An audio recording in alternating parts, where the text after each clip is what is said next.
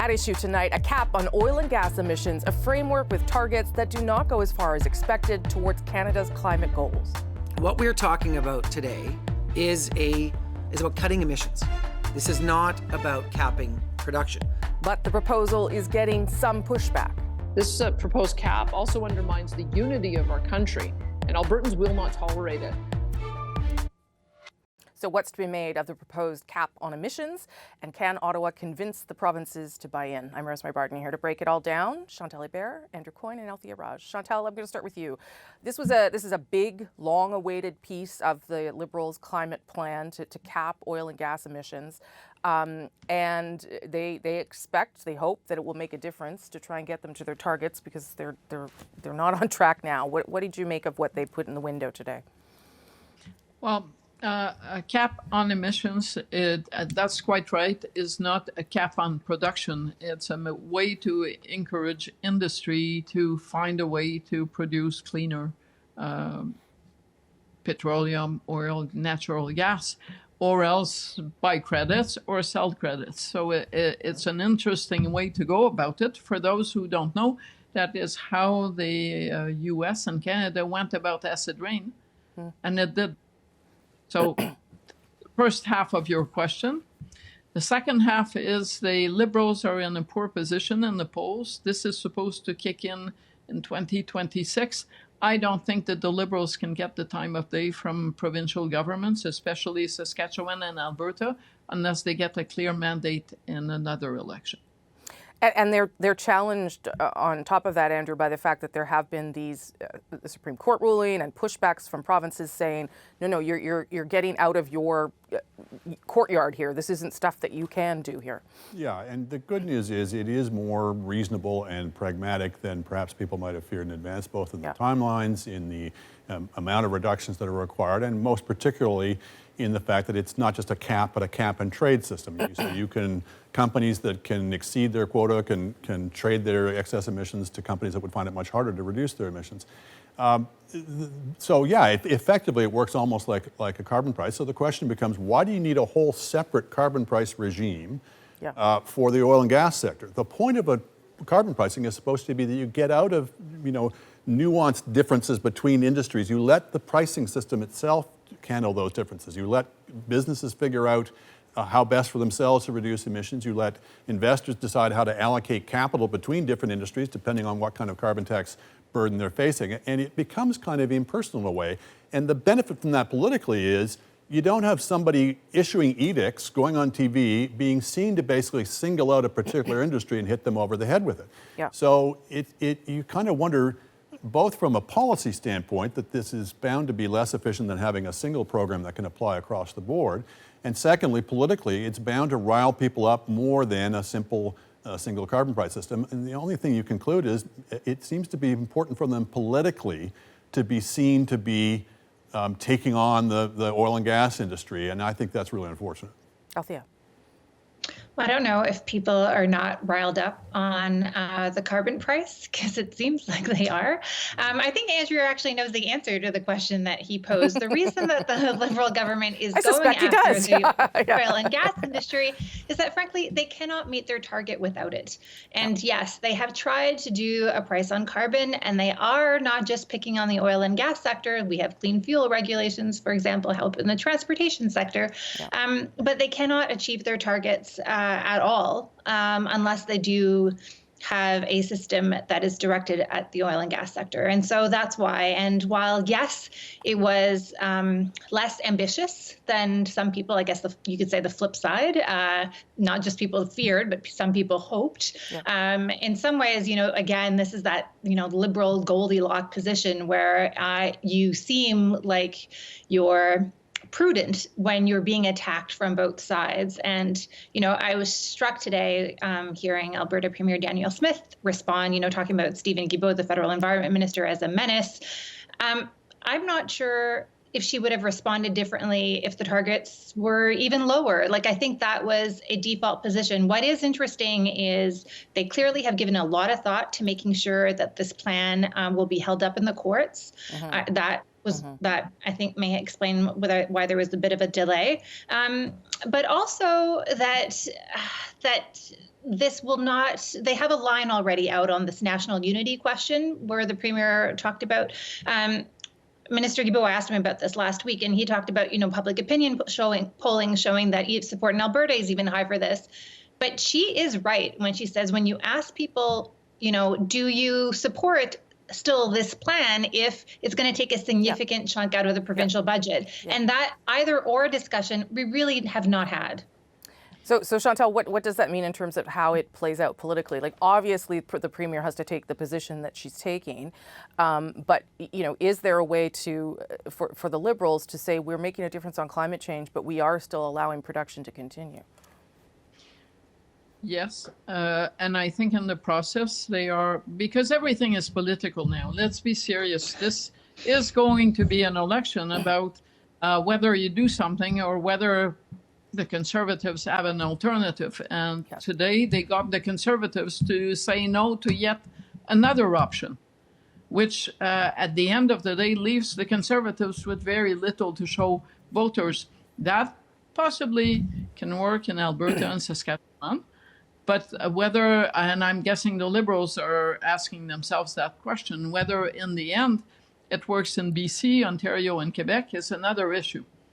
And this is the best time for the official opposition because it doesn't have to say, we have a plan for climate change. But the more they say no to everything, the less of a plan they can put forward.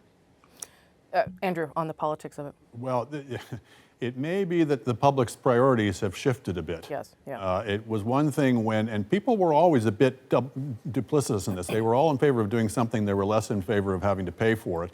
And to the extent they were mad keen on it, it was particularly when the economy was turning over well. Once affordability and prices and things become top of mind, they seem to be, I think, a little less interested in this. Yep. I should say they absolutely could reach their targets with carbon pricing. I've crunched the numbers on this. You wouldn't have to increase the carbon price that much more than it already is to be increased, particularly if you got rid of the output-based allocation, the system of credits for large emitters where they basically are forgiven the first X percentage of their emissions. If you got rid of that and had a more pure carbon pricing scheme, you could get to your Paris targets without having to have all these myriad other schemes that are, every one of them, more costly to the economy and to consumers ultimately than a carbon pricing regime would be.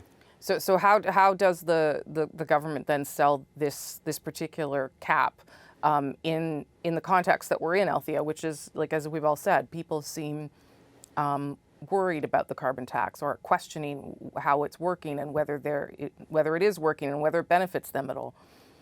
Well, one thing we've seen this week, interestingly, is the Liberals have changed course in terms of their communication talking points. They're now talking about how the Conservatives are out to only benefit the rich. They have been telling us for years now that the carbon price is more beneficial to 8 out of 10 Canadians, but now they've framed it in a class warfare prism. And I think that's actually, they seem re-energized by the fact that they have new talking points that can resonate with some people and that pin the blame, if you will, for opposition on the Conservatives, saying, well, they're out there to support wealthy Canadians and we're out there to support people who really need help. So I think we're going to hear a lot more from that well, I guess there's only a week left as the next 5 days unfold, if they even last that long. It has the advantage in this case of being true. If you get rid of the carbon price and the rebate, people at the bottom end are worse off, and people at the top end are the ones that benefit. So in this case, it's actually accurate.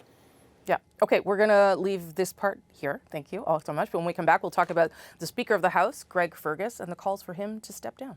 The Speaker says he won't step down, but his actions are now under review. What happens next? That's after the break.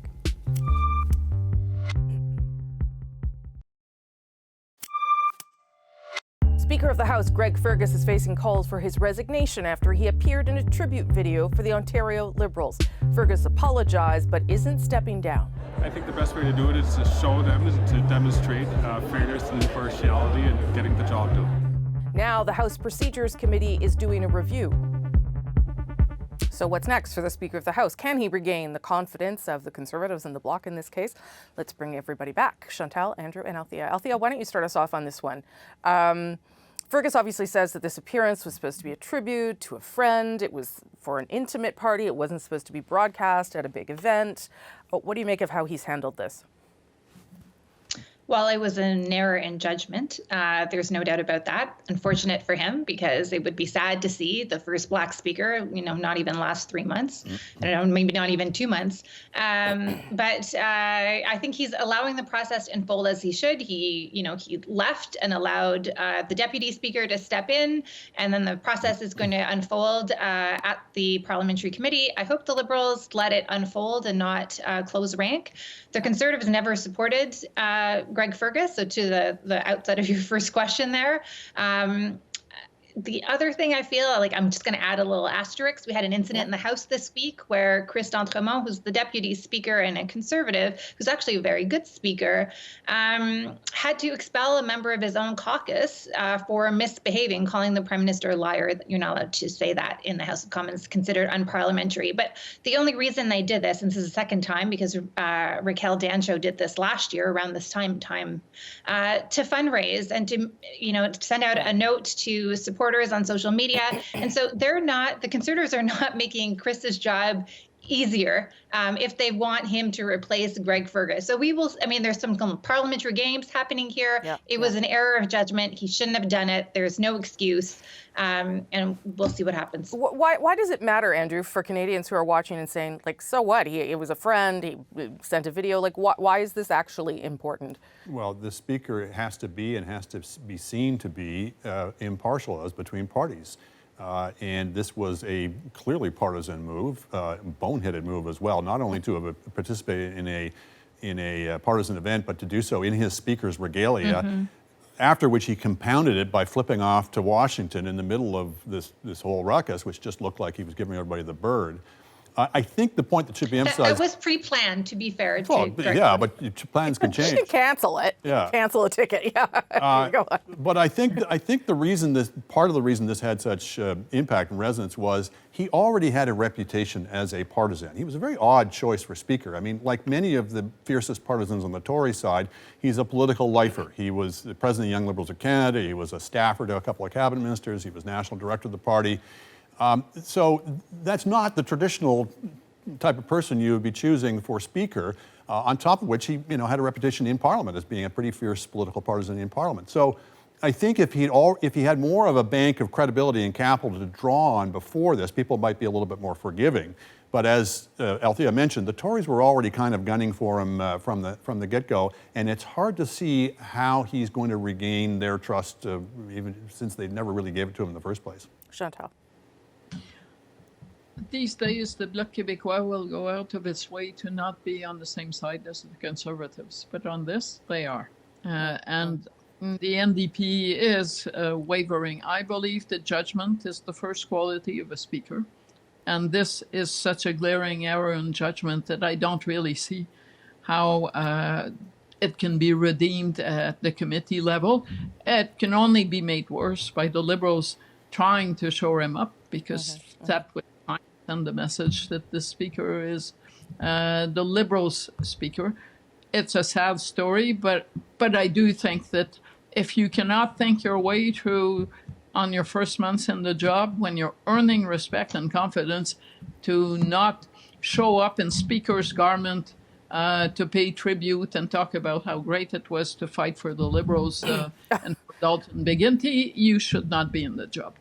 Let's talk for a minute, though, about what is happening inside there, because this, to Althia's point, this did not start with this incident. The Conservatives have been behaving in an unparliamentary fashion towards the Speaker since he came into this job. And I wonder what you all think about whether that in itself is in any way damaging for the way Parliament works and people's trust in Parliament and how they're doing their job. And we're going to talk in the next block about all the shenanigans happening right now. But Althia.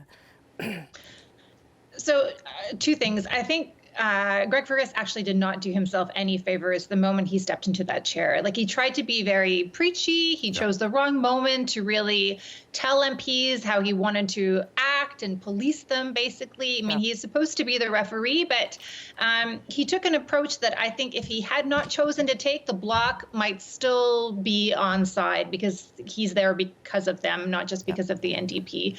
And so he's, you know, the Conservatives were looking for any excuse, and he gave them one.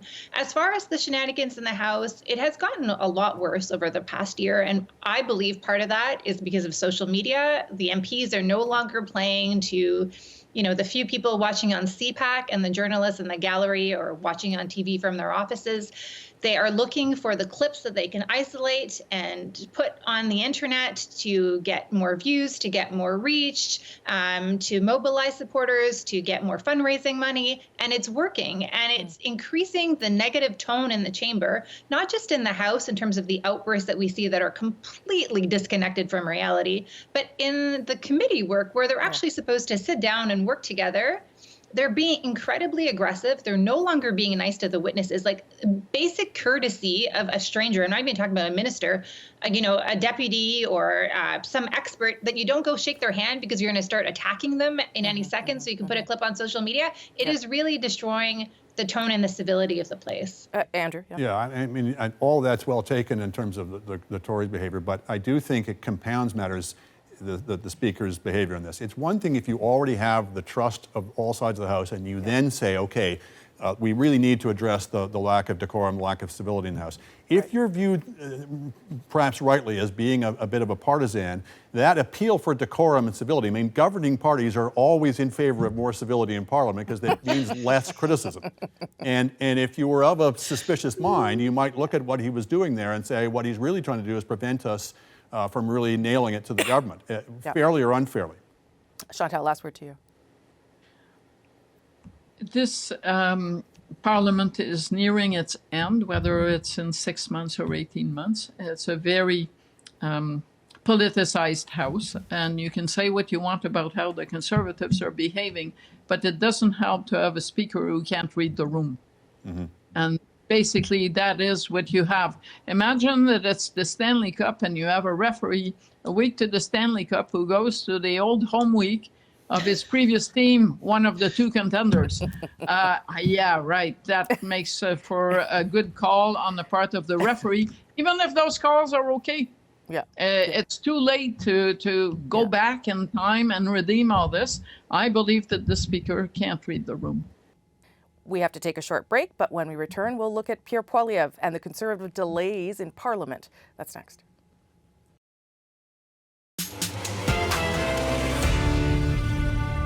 Pierre Poilievre and the Conservatives are ready to delay Parliament until Justin Trudeau scraps parts of the carbon tax. We are going to put in thousands of amendments at committee and in the House of Commons, forcing all-night, round-the-clock voting to block your $20 billion of inflationary spending and the rest of your economically destructive plans.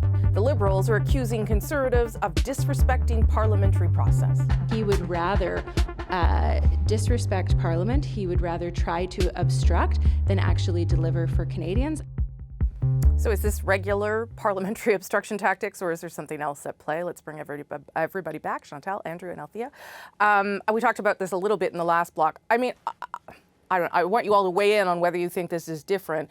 I feel like some people have a very short memory. It's what I feel like, because I feel like this happens pretty on the regular, and you may not like it. I mean, one of the things the Liberals said tonight was this is damaging for people's health. There are elderly MPs who can't sit there all night. Like, it was just on, and I have a decent enough memory that I think I've seen this before. But Andrew, you tell me whether I'm wrong. Well, first of all, this government is in no position to be lecturing anybody about respect for Parliament. Not after stonewalling parliamentary committees, preventing them from calling witnesses or seeing documents to which they have an undoubted right to see, proroguing Parliament to escape committee scrutiny, passing massive omnibus bills, invoking a time allocation at every opportunity. Does that sound familiar? It was exactly what the Harper government did, that they criticized, vowed they never do, and did exactly the same thing.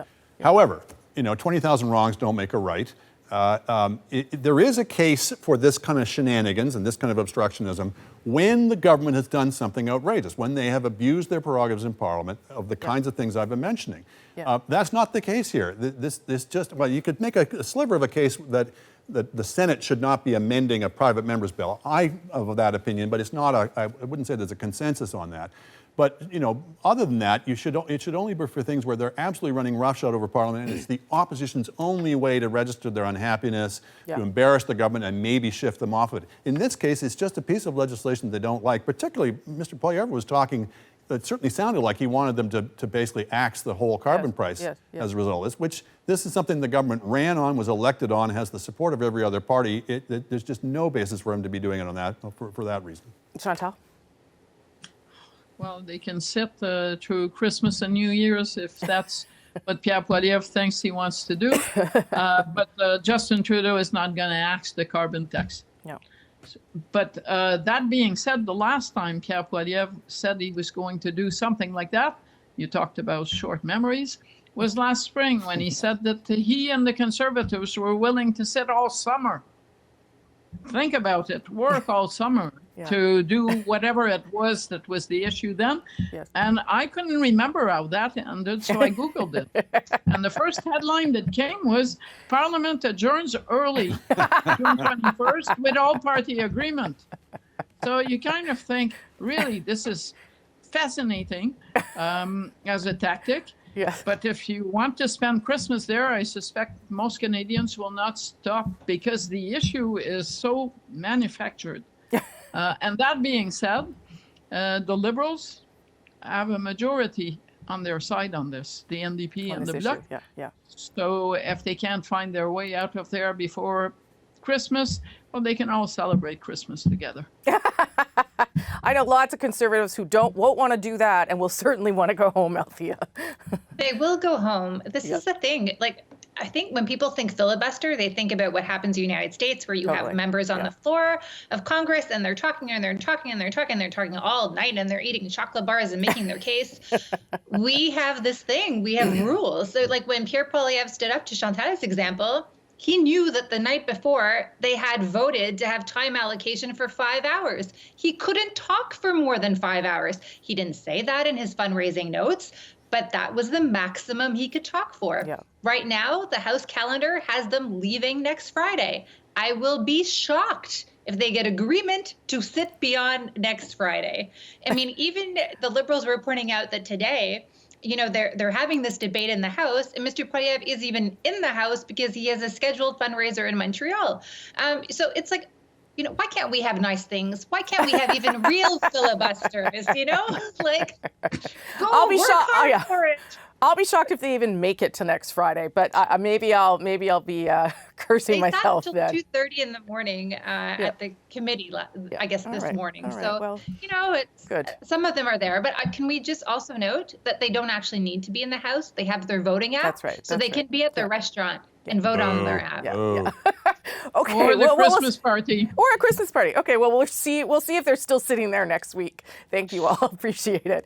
And that is At Issue for this week. Don't forget, you can catch The National on YouTube and CBC Gem. You can catch me on Rosemary Barton Live Sundays at 10 a.m. Eastern. And we're also getting ready, as I said, for our in-person year-end discussion where you get to decide what's at issue. You can send your political questions to thenational@cbc.ca. I'm Rosemary Barton. Thanks for watching.